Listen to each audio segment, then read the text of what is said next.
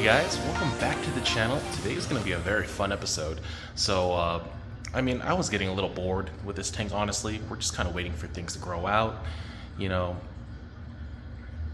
growing coral is slow business. It's not very quick. And honestly, there was nothing to do. But it turns out I kind of messed up. So let's get into it and see what I did. So a couple of days ago, I was just, it's 11 o'clock at night, for example, and I am just looking into my tank, looking at all the zoas.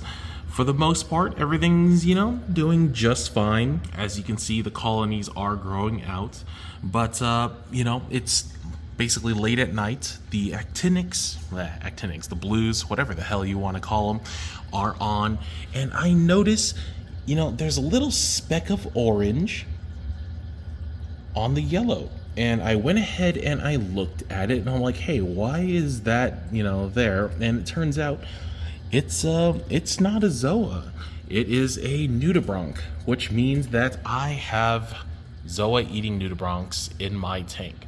Now generally some people might say, hey, it's the end of the world. I've dealt with it before on a smaller scale, and it honestly wasn't that big of a deal. I mean, even now, if you look for it, you can't really even see them. There was like one or two big ones, but most importantly, there's some eggs. You can actually see an egg right there at the center of the screen, that little broken donut looking thing. So they're definitely in here, but I'm going to show you basically how I get rid of them, and it's honestly not that bad. It's just something that takes time.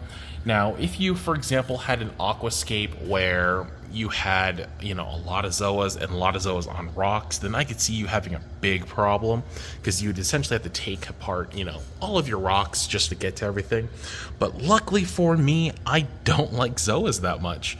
All my zoas are either on this rock or just on this rock, this rock, this rock, this rock. They are nowhere else in my tank, which makes it really easy for me to treat this guy. But basically what we're going to do is we're going to pull all of these right now. I'm going to get them into a 5-gallon bucket, and we're going to go ahead and do a pretty hardcore dip to kill these little nudibranchs. Now, the eggs themselves won't go. I'll try to do maybe a light little scrub on them. But this is something we're just gonna have to wait a week or two, dip again, dip, dip, dip, dip, dip, to the point where we basically just don't have any more nudibranchs. Luckily, I have nothing but time, so yeah, let's get right into it. Alright, so here is our setup that we're going to use to dip it. I'm going to take the heater out shortly because I don't want it to accidentally hit the rock and crack if that does happen. We have a pump running, and then our cleaner of choice is going to be Revive, which we're going to use quite a good bit of, just because I find that the nudibranchs are pretty strong on there, so they do need a bit more, chemical to kind of get them off. I usually found going for a higher dose, though. It does pretty okay with the zoas, they can handle it. If it's, for example, like a flatworm, generally going pretty heavy on this ends up killing them. But for the zoas, since they can close up and do their own thing, I generally have found it's not a really big problem. So we're going to get the corals all in here, let them soak for a little bit, and yeah, we'll see what falls off.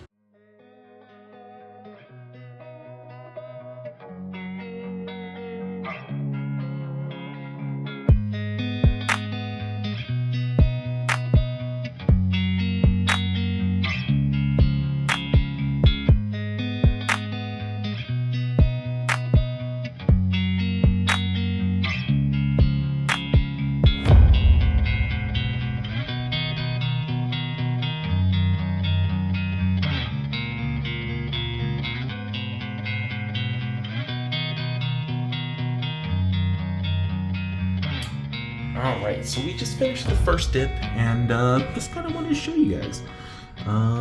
Let's see, I did see a couple of them. If I can block it right there. We got one right there. Let me see if I can turn on. There we go. We have one dead one right there. There's a couple really small ones that I kind of wasn't able to see. There's one right there. But there's some really microscopic ones that you just can't get a good look of. But they're in there. There's one right there. one right there. So we definitely do have some Nudibranchs. That kind of sucks. Luckily, they're not that bad. We've actually already gone ahead and put the corals back into the tank, so we'll just go ahead and let them open back up. But we're gonna go ahead and follow up in 1 week. We're gonna do another dip and see if any more pop out. But yeah, we'll let these guys just rest for now, and we'll get back right into it. Alright, so it's actually the following week, and we're doing the dip again. Now, obviously in that first week's dip, we did see those adult Nudibranchs die, but they generally do lay eggs, which, you know, the revive cleaner thing doesn't kill. Nothing really kills it, so we have to wait for them to hatch. Usually that takes about, I believe, a week or two. I waited basically a week and a half, and we're going to go ahead and do the dip again. And then we're going to repeat it one more time the following week, just to make sure any eggs I miss also in this one is also dead. And then we're going to go ahead and get this rock back into the tank. So, yeah, we'll see if anything new falls off. Alright, so it has now been, I would say, a full month of dipping. I did the dip one more time. I just didn't record it because, I mean, it's kind of boring. But yeah, we have done quite a few revive dips, and as you can see, everybody's opened up super good. I have not seen a new Nudibranch in a while. Now remember, these are dips about 1 week to a week and a half apart, just depending on how much time you have. Now, that doesn't say, for example, it's not in the rest of your tank, but luckily for me, I have no other Zoas in my display. They're all on just this one rock island. Jesus. Relax.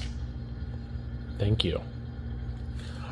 But, yeah, we'll continue to monitor it in the next couple weeks just to make sure. But for the most part, I'm pretty sure I've broken through their life cycle. So even the eggs grew up and they died off. But yeah, everybody's looking super happy. I don't see any little red bits going around anywhere. You know, eating more Zoas. But yeah, that's pretty much it for this episode. Thank you for watching this little journey to remove Zoa eating nudies, which has been honestly pretty easy. There are definitely worse pests out there that could easily wreak havoc on your tank. This is considered definitely one of the easier ones, as long as you don't have to break down your tank in any way. But yeah, thank you guys as always for watching. I do appreciate it, and have a good night. Enjoy your evening, and I'll see you on the next one. Peace. He says bye too.